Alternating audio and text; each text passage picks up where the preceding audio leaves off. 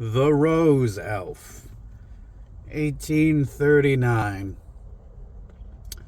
In the midst of a garden there grew a rose bush quite covered with roses, and in the most beautiful of them all there lived an elf so tiny that no mortal eye could see him, but he was a well-made and as perfect as any child could be, and he had wings reaching from his shoulders to his feet. Behind each petal of the rose, he had a tiny bedroom. Oh, how fragrant his rooms were, and how bright and transparent the walls, for they were the beautiful pale pink petals of the rose.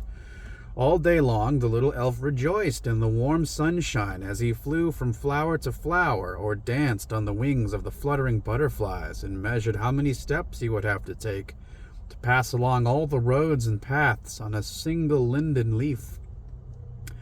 You see, what we call the veins on a leaf were high roads and byways to him. It was a long journey, and he had begun it rather late, so before he finished the sun had gone down. It turned very cold, dew fell, and the wind blew. So now it was high time he went home. He hurried as fast as he could, but to his dismay he found that the rose had closed its petals for the night. Not a single rose stood open. He couldn't get in. Now the poor little rose elf was terribly frightened, for he had never been out at night before. He had always slumbered sweetly and safely behind those warm rose petals. This would surely be the death of him. Suddenly he remembered that at the other end of the garden there was an arbor of lovely honeysuckle, those flowers that looked like big painted horns. In one of them perhaps he could go down and sleep safely till morning. Swiftly he flew to the far end of the garden, but suddenly he stopped. Quiet! There were already two people in the arbor, the loveliest maiden and a handsome young man. They sat closely together and wished they might never, never part. They loved each other, even more than the best child can love its father and mother.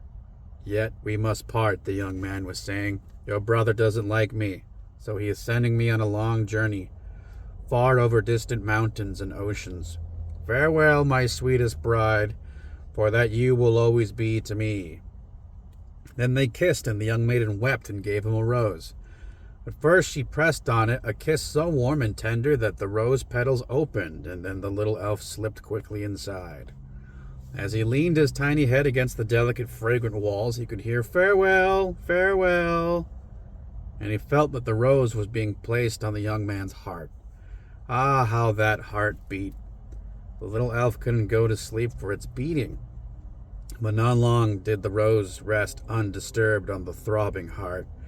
As the young man walked lonely through the dark wood, he took the rose out and kissed it so often and so warmly that the little elf was almost crushed. Through the petals he could feel the young man's burning lips, while the rose itself opened as if under the strongest midday sun. Suddenly another man appeared. It was the pretty maiden's gloomy and wicked brother. He drew out a long, sharp knife, and while the young man was kissing the rose, this wicked one stabbed him to death. Then he cut off the head and buried head and body in the soft earth beneath the linden tree. Now he's dead and forgotten, the evil brother thought. He'll never come back again. He was supposed to have left on a long journey where a man might easily lose his life, and so he has lost his. No, he won't come back, and my sister won't ever dare ask me about him. Then he kicked dry leaves over the loose earth and went home in the darkness of the night. But he was not alone, as he thought. The little elf was with him, for as he dug the grave, a dried, rolled-up linden leaf had fallen in his hair, and the rose elf was in that leaf. Now the man's hat was placed over the leaf, and it was very dark in there, where the little elf trembled in fear and anger at the wicked deed. In the early morning the evil man reached home. He took off his hat and went into his sister's bedroom. There lay the pretty maiden, dreaming of her beloved, whom she thought far away, traveling over mountains and through forests. The wicked brother leaned over her and laughed, the hideous laugh of a devil, and the withered leaf dropped from his hair onto her bed cover. But he didn't notice, and pretty soon he left her room to get a little sleep himself. Now the little elf crept quietly out of the withered leaf, slipped into the ear of the sleeping girl and told her, as in a dream, the dreadful story of a murder. He described the spot in the woods where her brother had killed her sweetheart, and the place under the linden tree where the body was buried, and then whispered, "And so that you may not think this all a dream, you will find a weathered leaf of the tree on your bedspread." And when she awoke, she found the leaf. "Oh, what bitter, bitter tears," she said. Yet to no one did she dare betray her grief. All that day her window stood open, and the little elf could easily have escaped to the roses and all the other flowers of the garden, but he could not bear to leave the sorrowing girl. In the window stood a bush that bore roses every month, and he found a spot in one of those flowers from where he could watch the poor girl. Often her brother came into the room merry with an evil mirth, and she dared not say a word of the grief in her heart. When the night came, she stole out of the house and into the forest to the place where the linden tree stood. She brushed away the leaves, dug into the earth, and so at last came to the body of her beloved. How she wept then, and how she prayed to God that she too might die. She would gladly have taken the body home with her, but since that would be impossible, she took up the pale head with its closed eyes, kissed the cold mouth, and with a trembling hand brushed the dirt from the beautiful hair. "This, at least, I can keep," she wept. Then she buried the body again and scattered the leaves once more over it, but the head, together with the little sprig from a jasmine bush that bloomed in the wood where she had been killed, she took with her to her home. As soon as she reached her room, she brought the biggest flower pot she could find, and in this she laid the dead man's head, covered it with earth, and planted the sprig of jasmine. The little elf could no longer bear to see such grief. "Farewell, farewell," he whispered, and then he flew out to his rose in the garden, but it was withered and faded now, and only a few dry leaves clung to the bush. "Alas," sighed the elf, "how soon everything good and beautiful passes away." But at last he found another rose and made his home in safety behind its delicate, fragrant petals. But every morning he would fly to the poor maiden's window, and he always found her there, weeping over the flower pot. Softly her bitter tears fell upon the jasmine spray, and every day, as she became paler and paler, the sprig grew fresher and greener. New shoots appeared one after another, and little white buds burst forth, and these she kissed.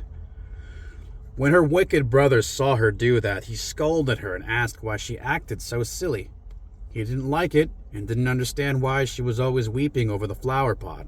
He did not know what closed eyes were there, and what red lips had there to return to dust. And the pretty maiden leaned her head against the flower pot, and the little elf found her there, fallen into a gentle slumber. So he crept again into her ear and whispered to her of that evening in the arbor, and of the scent of the roses and the love of the elves. Then she dreamed so sweetly, and while she dreamed, her life passed gently away. She died a quiet death, and was in heaven with her beloved. And the jasmine flowers opened their big white bells and gave out their wonderful sweet fragrance. It was the only way they knew to weep for the dead. When the wicked brother saw the beautiful blooming plant, he took it for himself as an inheritance from his sister, and put it in his bedroom close beside his bed, for it was glorious indeed to look at, and its fragrance was sweet and fresh. But the little rose elf went with it, and flew from blossom to blossom, and each lived a tiny soul. And to each he told the story of the murdered man whose head even now rested under the earth beneath them.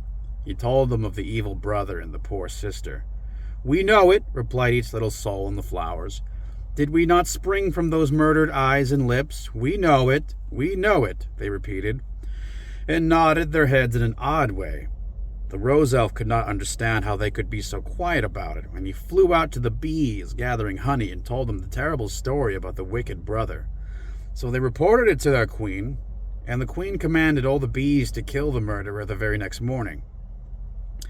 But the night before, the first night after his sister's death, while the evil brother was asleep in his bed beside the fragrant jasmine, the flowers opened, and out of each blossom came a tiny spirit, invisible but armed with a sharp little poisoned spear. First they crept into his ears and told him wicked dreams. Then they flew across his lips and pierced his tongue with their poisoned darts. "Now we have avenged the dead man," they cried, and flew back again into the white bells of the jasmine. When the morning came and the windows of the bedroom were opened, the rose elf and the whole swarm of bees with their queen swept in to kill him. But he was already dead, and the people stood around his bed and said, "The scent of the jasmine has killed him." And the rose elf understood the vengeance of the flowers and told it to the queen. And she and her whole swarm of bees ceaselessly hummed around the flower pot and could not be driven away. When a man picked up the pot, a bee stung him on the hand so that he let it fall, and it broke into pieces. And the people saw the whitened skull and knew that the dead man on the bed was the murderer. So the queen bee hummed in the air and sang of the vengeance of the flowers and about the rose elf, and how behind the smallest leaf there dwells one who can disclose and repay every evil.